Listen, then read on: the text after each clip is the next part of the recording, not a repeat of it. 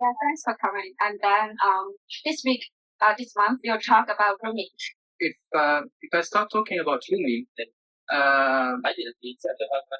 first we have to see his historical background, and because reading Rumi's poetry will come across a lot of references, a lot of religious and historical references, and he's using a lot of biblical and Quranic fables. He's using them in his own way to give his discourses. And unless we have an idea about these biblical stories, fables, and these Quranic references, we shall not know exactly what he means, because he's using the animals, the birds, the characters used in the Bibles and in the Quran to pass to us his message. Then you are with everyone. For me, you are with no one. When you are with no one, for me, you are with everyone. Instead of being so bound up with everyone, be everyone. When you become that many, you are nothing, empty.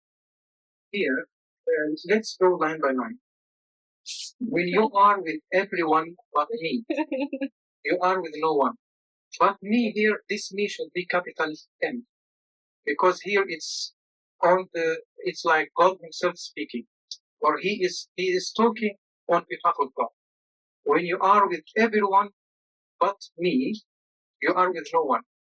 Meaning, if you don't know God and you are with everyone, then you don't know. You are with nobody. And the following stanza or the following line verse, when you are with no one but me, you are with everyone.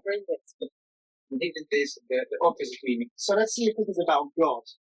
When you are with everyone but me, so if God is in everyone else but me, then you're with no one.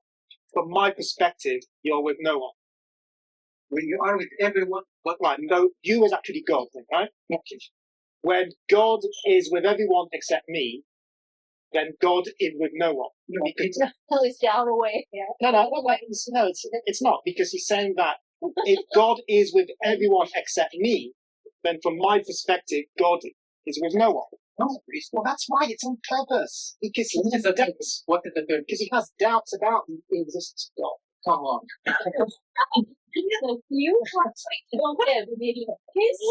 This is a very intelligent man. This is a very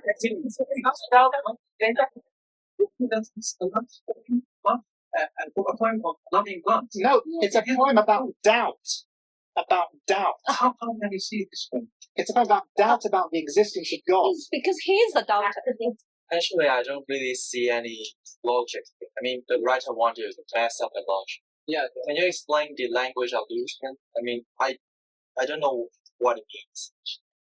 Okay, because also in Sufism, the goal of a Sufi is to be one with God, to be one. Even some of them, when they reach that level, they say, I am God. And one of them was executed, Al-Hallaj, in the 9th century. He was executed because in one of his poems said, I am the truth. And in Islam, the truth is one of the names of God, one of the attributes of God. So when he said, I am the truth, the other scholars and the community did not tolerate him, and they executed him. So actually, there are two levels or understanding of being one with God. One understanding is that when they say, I am God, he means it literally, that really God personifies himself in this person, in this man. And that understanding is not accepted by all the scholars, the other Muslim scholars, only as understood by some minor Sufis. And the others, that to be one with God, what they mean here is just to feel the essence of God, like you are feeling it's not you are him and he is you. No, but it's to feel his essence, and to be like one with him only on spiritual level. But it doesn't mean he is in you. He's in your body. No. So here it's like he reached that level of being united with God. So when he says, when you are with me, or when you are with everyone but me, you are not with anyone, something like that. It's saying when you are united with me, you are with everyone. That should be easier to understand. But then it tones down the union of the poet and his communion with God. So it sort of spoils his spirituality, I think. Can I say this poem is a tautological? It means it's circular logical. It means it's a paradox. And it doesn't mean to be answer. I mean, there's no answer for it. Because usually paradox is a paradox. Yeah. Human existence is essentially a paradox anyway. So the two ultimate things are we're petrified of death, but we're desperate to live. I mean, that's created as a paradox the second we're born. I mean, having said it, some people say living is an energy transfer. You know, energy will never die, so we're just transferring another levels. So when the people I'm talking about human existence. I mean, even people who are very, very strongly religious, the fact that they're still alive means that they don't want to die. Because the people that do want to die are already dead. I think they're referring to they born with nothing and they go with nothing. Yeah. Well, I'm not saying you can't kind of wish for a god or some form of afterlife or something. I think any religious thing is about you can die, but not in form. I mean, not in spirit, but in form. And even in Buddha, Islam, they think that our body is a shell, is a form, but our spirit is formless. So I think that here we say become that many. Maybe it's referring to the human limitation. Maybe we have a lot of desires for food, for shopping, whatever. But actually, we end up spiritually empty. I think it's obvious from the poetry you've read that this writer was incredibly intelligent.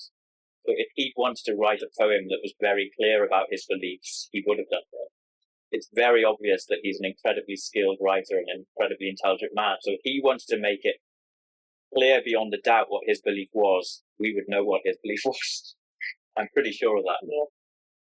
Yes, our perception for space is different from God. But I mean, you can't say that this man has no doubt. The doubt is very clearly visible. But I think so. Because we have doubt and we might poem. I don't think he has any doubt about his faith. It's like he feels something beyond our awareness. He tries to convey to us in the limited language that we can understand, and that makes us think that he is in doubt, which is not. He obviously experienced something that we cannot experience. We did not reach that level yet. Maybe we'll never reach it.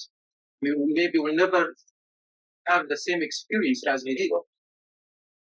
It appears that the motive and the aspect of him is in doubt. And it's doubts on ask question and get the answer or no answer. It's okay. But sometimes even the author don't have that intention. We can still think out the thing. Like you can still keep saying it's a doubt. It's okay. I think this is understanding of the thing. There's no one way of interpreting things. Arguing between science and religion. Between philosophy and religion, not science. Philosophy and not religion and Sufism. Because philosophy and Sufism are very cheap. Sufism. فكر في واجبك كما تفكر في حقك، واعمل طلبا للإتقان لا طلبا للشهرة والجزاء، ولا تنتظر من الناس أكثر مما يحق للناس أن ينتظروه منك.